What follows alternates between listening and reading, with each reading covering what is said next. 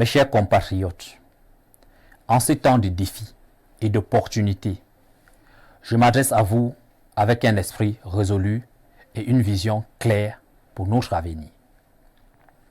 Notre pays, le Cameroun, se trouve à un carrefour crucial et il est impératif que nous abordions ensemble les enjeux majeurs qui façonnent notre destin commun. La crise qui secoue les régions anglophones reste préoccupante. Des milliers d'enfants sont privés de leur droit à l'éducation dans cette partie du pays depuis 8 ans. Ceci à cause de l'insécurité persistante. Cette situation ne peut plus durer. Les crises transfrontalières perturbent également l'éducation dans plusieurs localités des régions septentrionales. Il est urgent d'instaurer des mesures qui garantissent l'accès des enfants à l'éducation, quelles que soient les circonstances. À cet effet, nous tenons à exprimer nos sincères gratitudes et nos encouragements à nos forces de défense et de sécurité, majoritairement constituées des jeunes. Ces patriotes qui de jour comme de nuit œuvrent et parfois vont jusqu'au sacrifice suprême pour la sauvegarde de notre intégrité nationale, ainsi que pour notre sécurité et celle de nos biens. Nous continuons à croire et même à préconiser le dialogue sincère et inclusif comme l'unique voie de résolution de la crise anglophone. En parallèle, notre économie traverse une période difficile. L'inflation galopante et la flambée des prix des denrées de première nécessité ont plongé de nombreux Camerounais dans la précarité totale. Cette situation est exacerbée par un fléau encore plus destructeur, la corruption. Elle sape les fondements de notre société et creuse un fossé entre les privilégiés et le reste de la population. Nous proposons une lutte intransigeante contre la corruption qui aggrave cette situation. Il est temps de prendre des mesures concrètes et fortes pour éradiquer la corruption et redresser notre économie. La transparence et la responsabilité doivent être des piliers de toute action gouvernementale. L'augmentation des salaires pour les enrhumer à la réforme fiscale et à l'inflation galopante est une solution pour la stabilité sociale du pays. À côté de cette situation déjà assez complexe, l'insertion professionnelle des jeunes reste un problème majeur dans notre pays. Les jeunes vont à l'école, obtiennent des diplômes et reviennent ensuite vivre à la maison où ils sont appelés à chômer pendant une période indéterminée. Pourtant, l'État a le devoir et la responsabilité de garantir un travail décent à tout diplômé camerounais. D'après une étude menée par les instances du parti Action, plus de 80% de nos diplômés sont soit au chômage, soit sous-employés et perçoivent des salaires insuffisants, parfois en deçà du SMIC. À côté de ce chômage des jeunes, la corruption dans les concours administratifs, le favoritisme et l'absence d'une culture de mérite encouragent l'immigration de nombreux jeunes. Une situation regrettable pour le Cameroun qui est aujourd'hui confronté à une véritable fuite de ses cerveaux. La dégradation des mœurs et la perte des valeurs culturelles sont également préoccupantes. Un peuple ou une nation ne peut prospérer en marge de ses valeurs et de son histoire.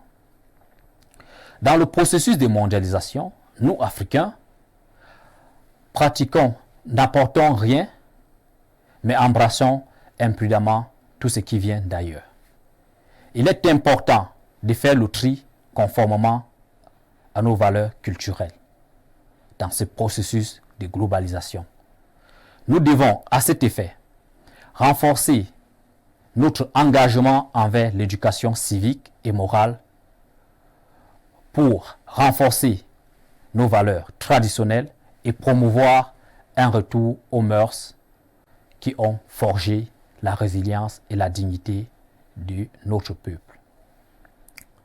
Les plus jeunes, notamment les mineurs, consomment de l'alcool et des stupéfiants et parfois dans des espaces publics. Ceci au mépris des lois qui régulent ce secteur d'activité.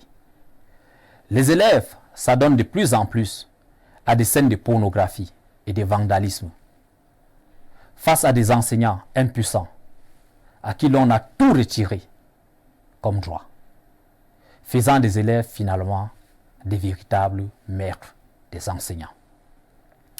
Tout ceci démontre l'ampleur de la fragilisation de notre tissu social. Il est important d'exhorter les parents à prendre leurs responsabilités parce que, quoi qu'on dise, le premier environnement d'un enfant est sa famille.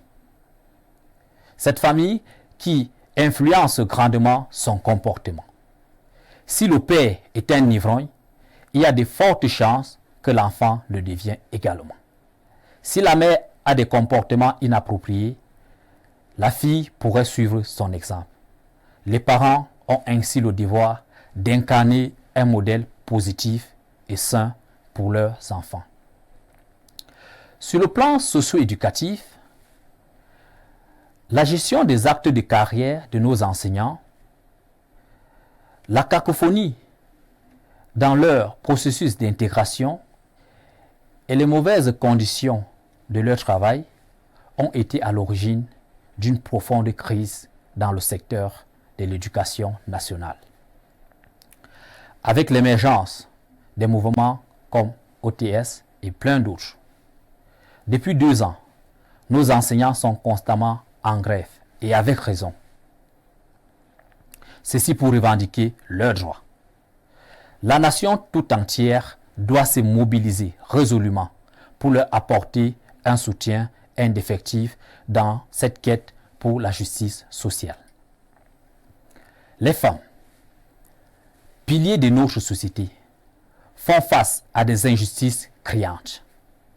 Le Cameroun a enregistré l'un des taux les plus forts de féminicides en Afrique durant l'année écoulée.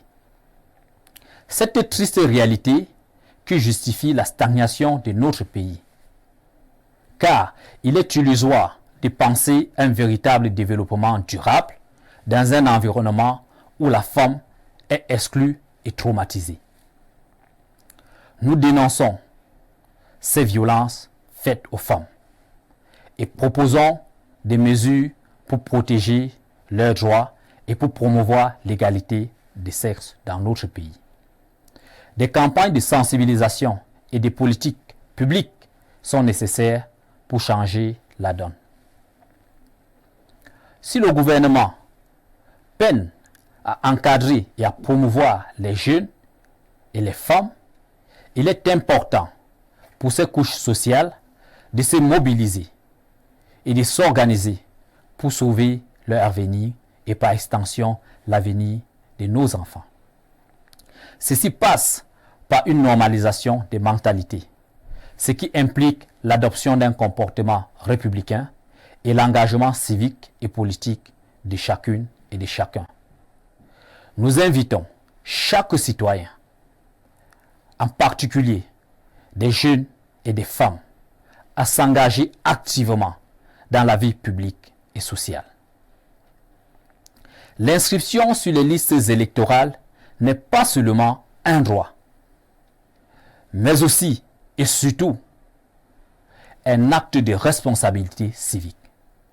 Votre voix est essentielle pour façonner l'avenir de notre nation. Il est temps pour nous de prendre nos responsabilités et de nous mettre en action.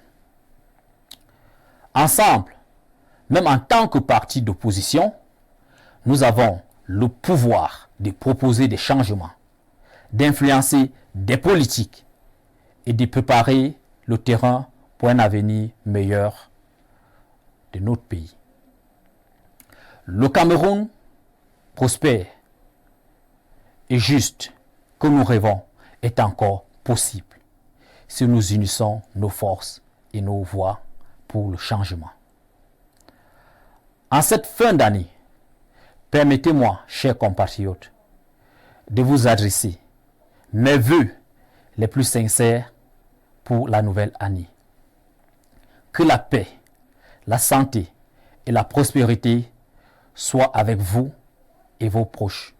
Vive le Cameroun. Je vous remercie.